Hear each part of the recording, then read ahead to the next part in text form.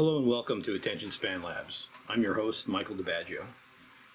And today we're going to talk about Halloween. Well, sort of.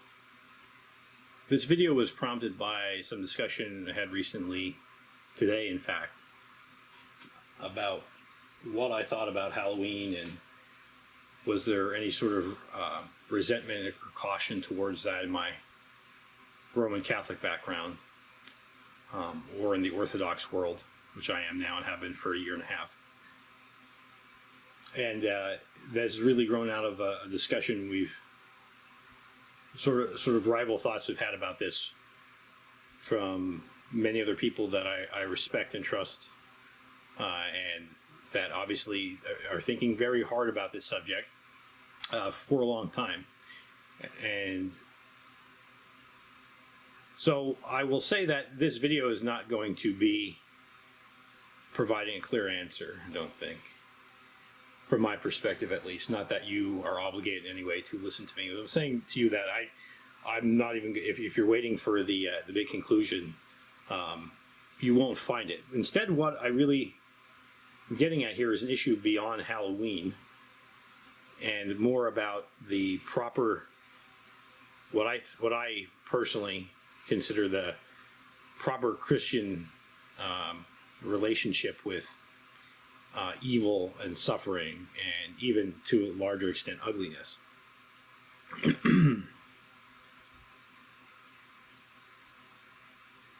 So the question was asked. I had been Roman Catholic until a year and a half ago, in which my whole family converted to Orthodoxy, and but it was asked of me today. We were talking about Halloween on a forum that I often participate in, whether or not this forum is mostly filled with Orthodox people, and they mostly have a Protestant background. So it was asked whether there was an anti-Halloween sentiment in the Roman Catholic world. And of course, to say that, of course there's some people, yes, there's always a few, but as a general thing, I said, I kind of scoffed and I said, no, that's ridiculous. And because it's a Roman Catholic holiday. I'm not sure if we'll say anyway, it's a Western holiday. Of course, Halloween comes from All-Hallows Eve. The eve of All-Hallows Day, or All Saints Day, which is November 1st. So it is implicitly a religious holiday, a Christian religious holiday in the Western Church. Now, in those who follow the Eastern calendar, our All Saints Day is All Saints Sunday. It's the Sunday after Pentecost, I believe, right? So it'll be usually in early summer, depending on when Easter is. And now, so I guess there is technically an Orthodox Halloween. It's just not, if you go out in costume in mid-June, start knocking on doors. You're not going to get any candy unless you're very lucky, unless you have very good, understanding neighbors. That tradition is just not there. So, but I have always sort of had this opinion, and I was always very, very defensive of Halloween as a holiday. I will say that my entire life as a kid, and as an adult, I've enjoyed Halloween. As a child, I always celebrated. I was dressed up in costume, sometimes multiple costumes, because back when I was a kid, they often had trick-or-treat night on separate days, which is kind of lame. I think it should be on Halloween. But on the other hand, I see now when you're a parent and if you put a lot of effort in your kid's costume, you spend a lot of money on a costume, or maybe your kid can't decide what they want to be. You want maybe multiple trick-or-treat nights, so you'll go around to different towns and so forth, looking for candy, so they can get some use out of this costume that you made for them. But anyway, I digress, as usual. But I always have celebrated it, and I always enjoyed it even when I didn't go out in costume, which was, most times, frankly, since as an adult. I always gave away candy. I always decorated the house. When I was younger and more ambitious, I'd like to have kind of I wasn't foolish enough to invite people that I didn't know into my house to wander around and possibly get hurt and sue me. But I'd have the yard decorated, and they could walk through the yard and so forth, and make their yard of horrors and things like that. I enjoyed that very much. And but then, as a much more serious Christian, I was also very defensive of it, because I can't tell you how much I hate these. I shouldn't say I hate them. I must not hate them. I understand that, but I hate the arguments of the internet atheists, of whom I used to be one. 20 years ago or more, and and the people that think they know so much because they read a couple things online, or they read a couple books here or there, and their minds are all made up, and they've researched as if they've researched all of history, and have actually consulted original writings and historical texts. And of course they haven't. They've read one or two things, and they say the kind that say every Christian holiday is fake. It's pagan. It's the Pope co-opting pagan holidays, and often, I shouldn't just blame this on internet atheists and anti-Christians. A lot of this comes from Protestants. Protestants, of course, not all of them, and I have many Protestant friends, and there are many very serious, God-fearing people, and I fundamentally disagree. I think they're wrong, but a lot of them have this outsized, almost crazed hatred of the Catholic Church, anything that even seems Catholic, and the Roman Catholic Church. I mean, Orthodox Catholic, but you guys know what I mean. And so they like reject stuff that has always been done by every Christian, from the beginning, because it smells of the Pope, But they attack holiday, even like Christmas. How many people say, "Oh, Christmas is a pagan holiday, Saturnalia, Sol Invictus, blah blah blah blah blah," and I think this argument is crap for a lot of reasons. One, in most cases, it's wrong, and Christmas, they don't think to ask, well, sure, Christmas wasn't celebrated early on, but people's birthdays often weren't celebrated early on. But what was celebrated very, very early on was the Annunciation, which happens when? March 25th. And what is exactly 9 months after March 25th? December 25th. Okay. So this is something that, and when they say like, oh, look, or Halloween, like Halloween, it's Samhain and all this stuff. It's like, listen, dude, there's only 365 days in a year. And considering that all these pagan societies, if you believe what I do, you understand that the pagans, their false gods, their false teachings that taught them and created these false religions, are basically creating an inversion of the real religion, right? So it's natural that they're going to have these. First of all, there's only so many days, and second of all, they're kind of aping, and these demons are mocking and aping the real true history. So they're gonna try to take these in. It only seems like they came first, right?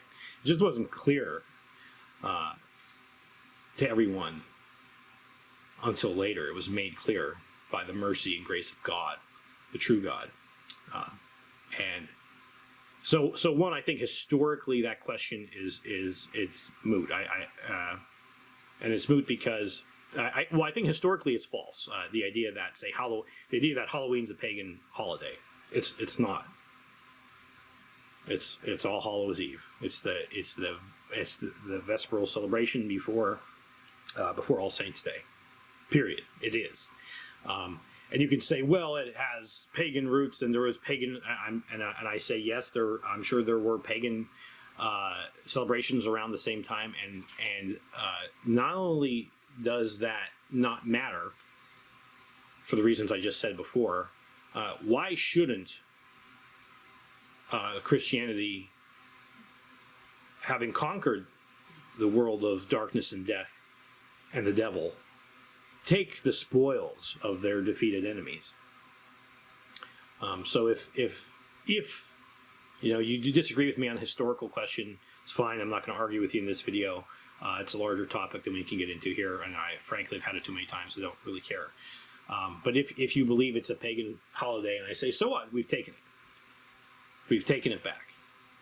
Just as when Saint Boniface, cut down the Irminsul, the sacred tree, and they reclaimed the grove. If there's a pagan forest, a sacred grove with druids or something, God made that. We're taking it back, right? That's just how this is. Ancient temples reconvert it.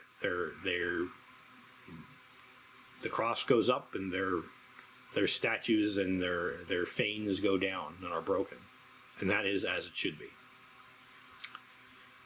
So that's my very pro Halloween position.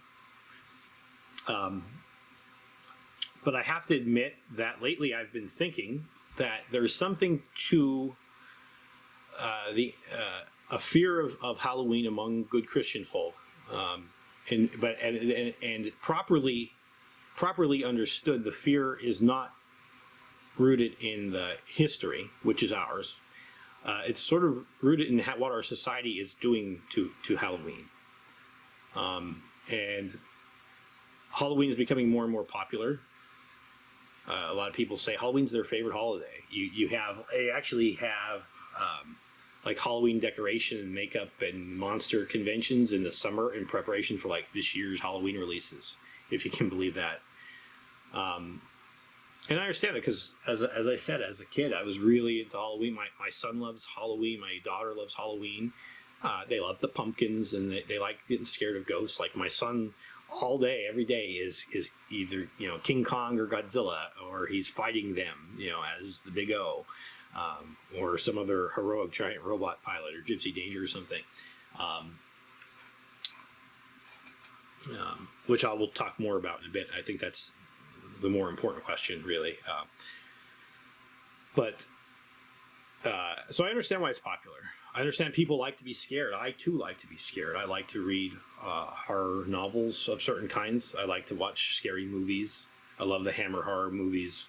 I love the El Santo and Blue Demon versus the werewolf, the Wolfman and the vampire. I like movies like Aliens or Pacific Rim. I love Godzilla and Nosferatu and King Kong and Predator and things like that. They're great. I love them. So I understand it. But it begins to bother me because I've understood lately, and I say lately, like in the last maybe 3 to 4 years, that my relationship with the world of horror and scary things and ghost stories is very different than the relationship of a lot of other people I know to these things.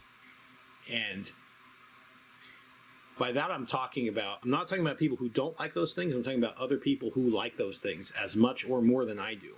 And I'm saying to you that my relationship with that is very different. I'm trying not to be condescending here. I think part of it is going to be, I can't help but come across as condescending a bit here, but so I'll just go ahead and say I think there's a right way to enjoy horror and scary stories and scary movies and monsters, and there's a wrong way. And I think that a lot of the problem with Halloween that these other people that I know and respect are picking up on is tied to a very keen sensitivity they have, where they sort of understand that people are celebrating it the wrong way, or that they're into the wrong thing.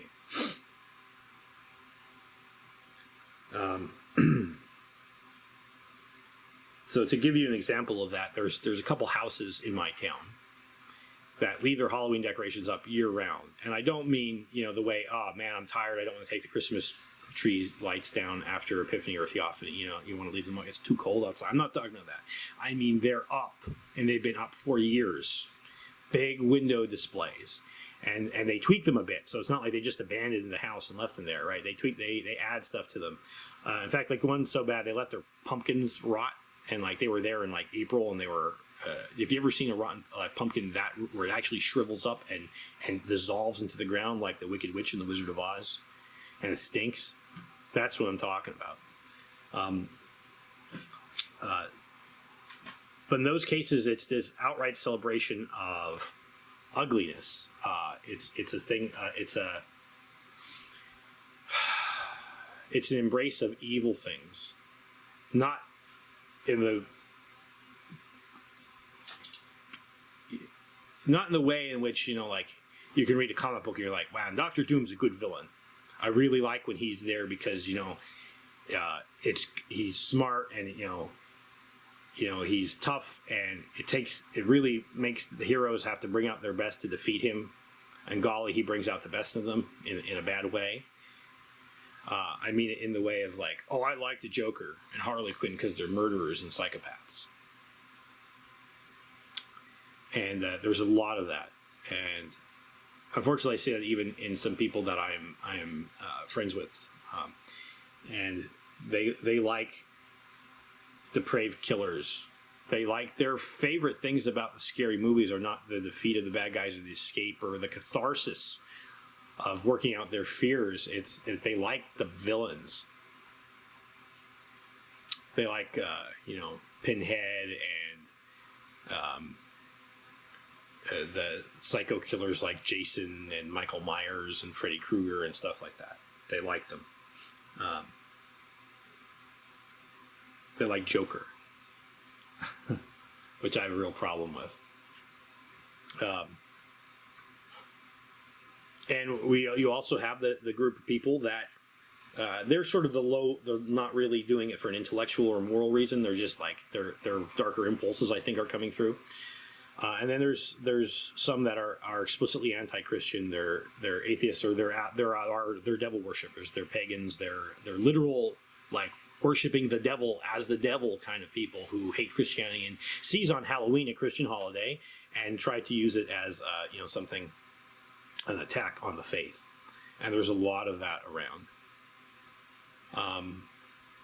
So I wonder now. I wonder, is it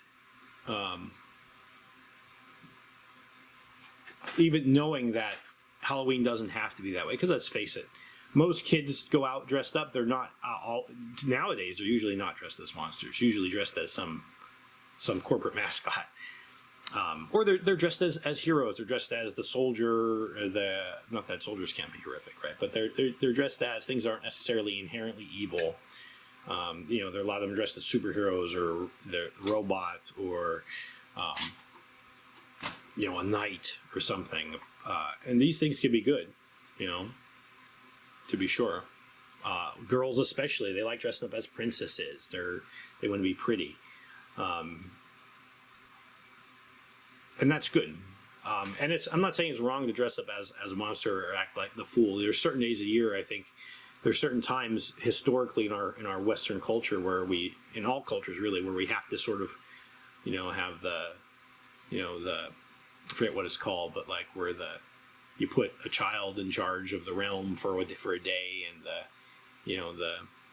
the sort of the bonfire of the vanities, where you go around and you cast away all the pretensions and for a day, just for a day, because society can't survive without it. And you forget about your labors, and you have the Lord of Misrule and things like that. And I think people need that. So I think people need to once in a while get a bit of the grotesquerie out, right, to push it out of themselves. The carnival before the Great Fast. But yeah, I think to be sure, it's not everyone celebrates. Even you could say most people don't celebrate Halloween in this inherently negative way.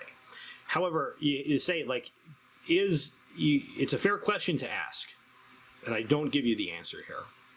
It's a fair question to ask if by celebrating even innocently, am I contributing to am I becoming a stumbling block to my less wise, less aware friends that I need to be protecting, right? Like if they see that, well, I dress up, I'm going to dress up as El Santo this Halloween. I'll tell you that. So if I dress up El Santo, is that the same as saying is one of my misguided friends or some kid who sees me say, oh, well, that's the same thing as, dressing up as Jeffrey Dahmer, and saying I have a bag of torsos in my garbage bag or something like that. And I don't know the answer to that question. You're going to have to do that. Consult with your spiritual father for that one. Pray on it, think about it.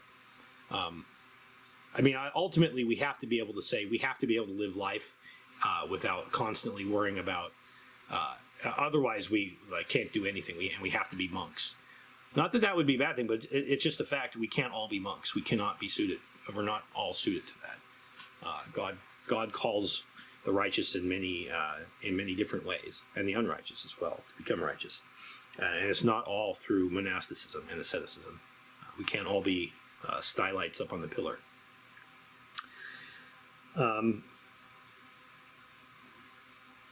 So yeah, I don't know the answer to that question.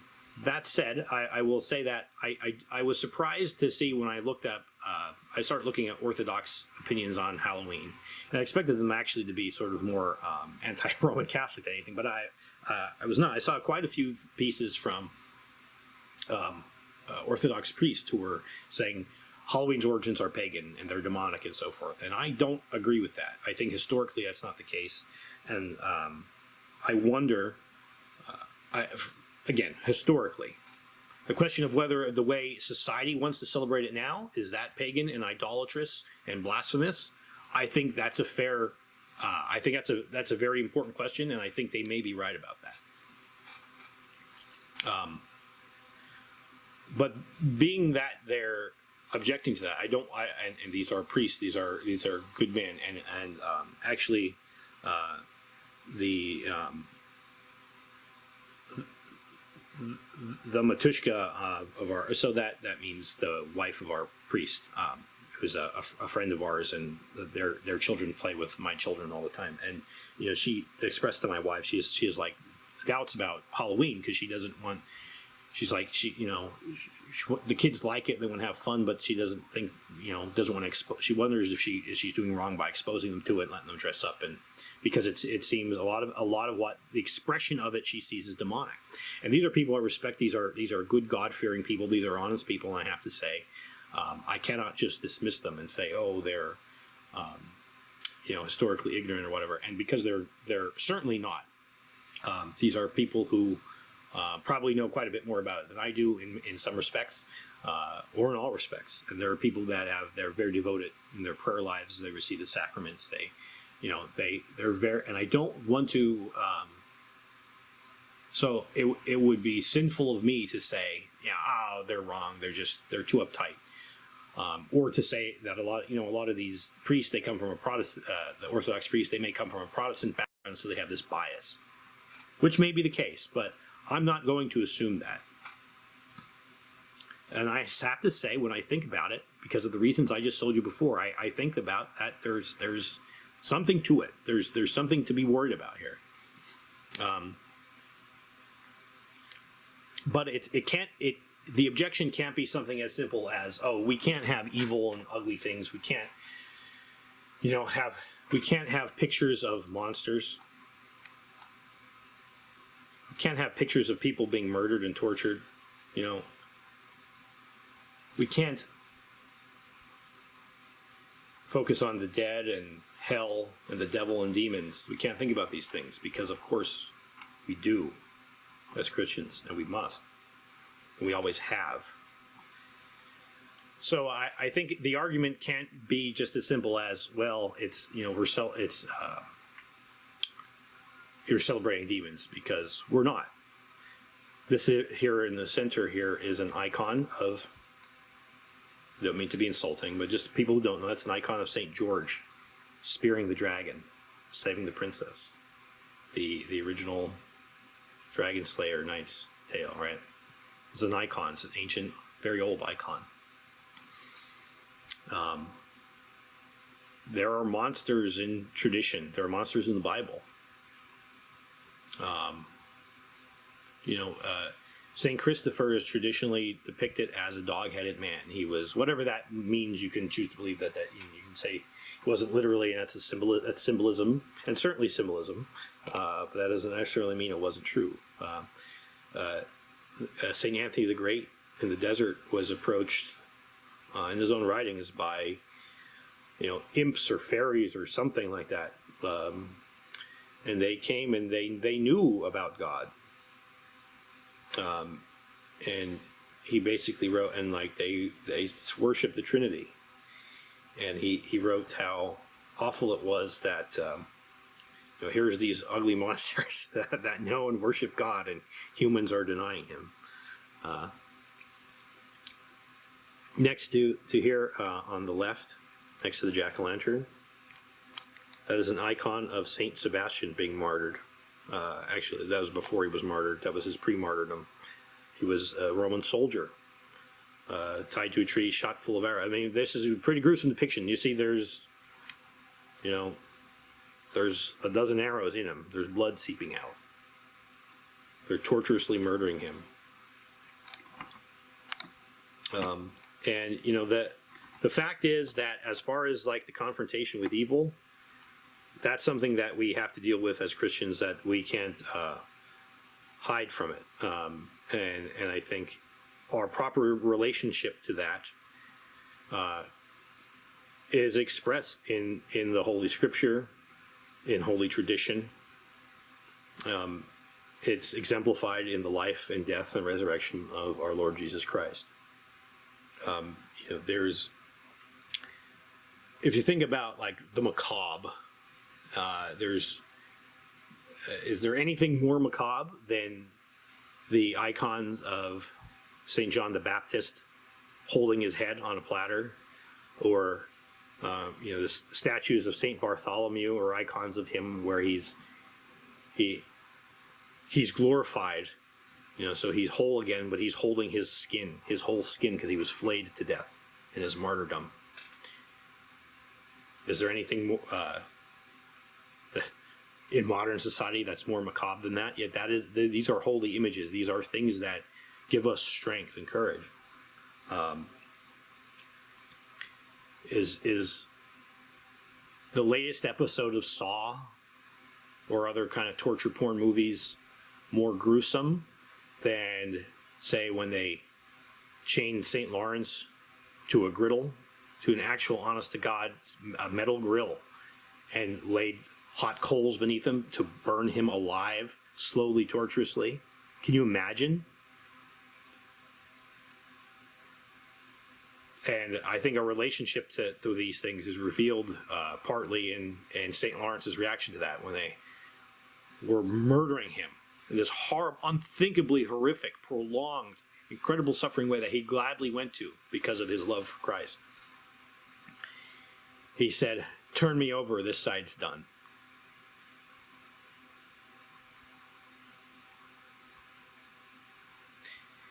Is there a more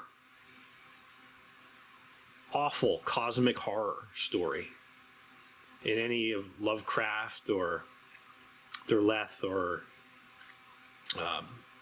Mackin or Blackwood or any of these people that is darker than the tale of God, the creator of the universe, loving mankind, becoming man, taking on his form, becoming truly man, becoming vulnerable, and being brutally tortured to death, being whipped, spat on by the people he tried to save, seemingly helpless, seemingly powerless against forces of a cruel and uncaring world that nails their creator, the God, the author of everything good, to a tree and kills him and throws him away.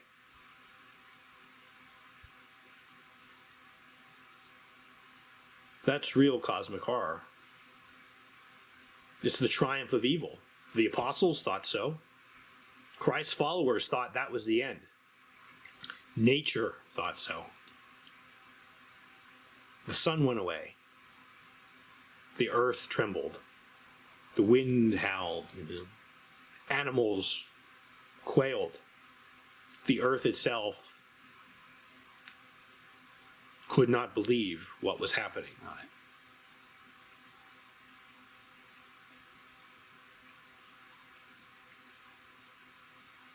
But that was not the end of the story.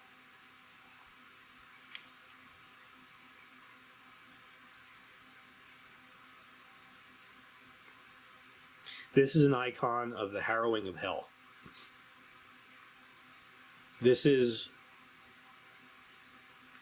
in between Christ's burial and his bodily resurrection on earth and his appearance to the women, and then later on to the apostles. We talked about St. John the Forerunner, the Baptist, before. In the brutal, awful, horrific, monstrous story of his death. A good man, a great man. Jesus says, no man born of woman is better than John the Baptist. That's God saying that. And he was imprisoned, and we sing about the mother of murder, Herodias, and her daughter. Her daughter gets her daughter. She pimps out her daughter to do a slutty dance for her adulterous husband, her new husband, because she used to be married to Herod's brother. For what purpose? To seduce him, to get him to promise to kill John the Baptist, to cut his head off and serve his head on a platter. Monstrous, awful story. What triumph is there? What glory is that? It's awful. It's the sort of thing, if you read about in the news, you think there's no goodness left in the world. All good is dead in the world. If you read something like that today, but it's not the end of the story. It has long been a Christian tradition that John, at his death, when he goes to Hades, he preaches the coming of Christ. That soon the Lord God will come and save them all. Just as he opened the way, he was the forerunner for him on earth. He was the forerunner for him in Hades as well. And he taught the righteous dead. He taught Adam and Eve and all the patriarchs and the prophets. He said, Christ is coming. He will break down the doors of hell. He will liberate us. And that's what's happening here. That's what's happened. That's the harrowing of hell. And here, instead of the death of God, the cruel, casual murder of the all good, all loving Creator God by a cruel and different world, he actually saves the world. This is I think, a proper relationship of the Christian with horror and evil things, and reflected in St. Lawrence's witty riposte, his defiance of the world. He says, turn me over, this side's done. He doesn't. They fought back. Sometimes they fought back militarily, like in the Crusades. Sometimes they fought back personally against persecutors trying to kill them. More often than not, they accepted their death gladly. They were eaten by lions or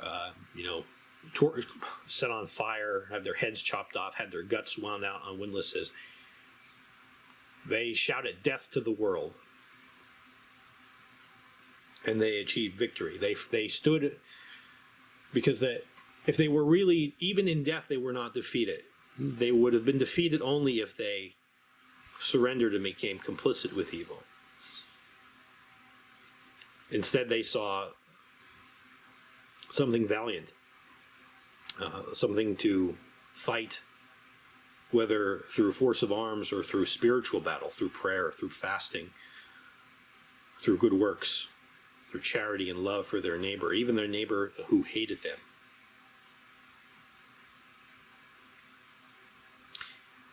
This, I think, is the appeal of monsters, of evil things, of villains, is that we are called to convert or defeat them. And you will not find a well-raised little boy who doesn't like, monster movies or superheroes or war movies, even when they're, or books, comic books, where they're the heroic knight, the heroic adventurer, is fighting evil. And the more evil they are, the stronger the evil is, the better it is when they are ultimately thrown down. And that's always been why I liked the horror movies, the ghost stories, and so forth. I saw that there was something to be overcome. I don't like the nihilistic ones. I like the action movies like Aliens or Predator, where they fight back or win.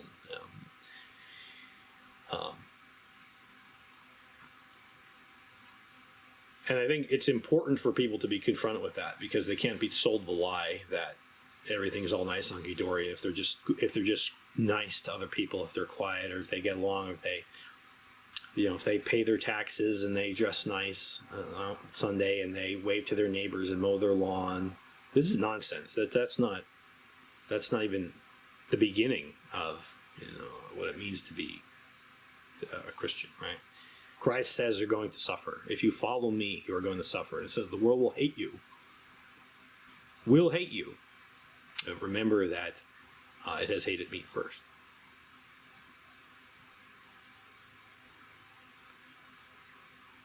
So we have to recognize there's evil and confront it.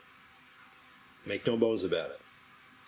But we need to remember, as J.R.R. Tolkien said, that evil labors with vast power and perpetual success, but in vain, preparing always only the soil for unexpected good to sprout in. Our battle has already been won by Christ the Conqueror, trampling down death by death, and upon those in the tombs bestowing life. But we still got to fight them.